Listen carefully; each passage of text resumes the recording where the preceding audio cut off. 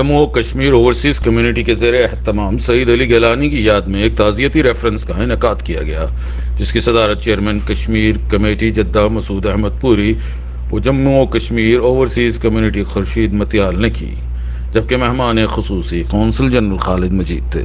اس موقع پر قونصل جنرل نے حریت رہنما کو خراج تحسین پیش کیا اور گہرے دکھ کا اظہار کیا۔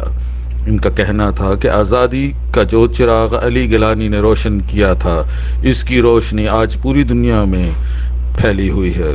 ان کی شخصیت قابل رشک ہے۔ ان کا کہنا تھا کہ تکمیل پاکستان تب تک پورا نہیں ہوگا جب تک مقبوضہ کشمیر کا الحاق پاکستان سے نہیں ہو جاتا۔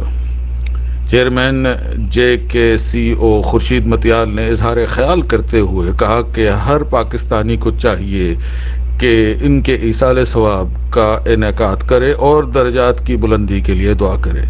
کشمیر کمیٹی جدہ کے چیئرمین مسعود احمد پوری کا کہنا تھا کہ سید علی گیلانی کی قربانیوں نے کشمیریوں کی جدوجہد کو جلا بخشی ہے اور انشاءاللہ آزادی کا سورج بہت جلد طلوع ہوگا۔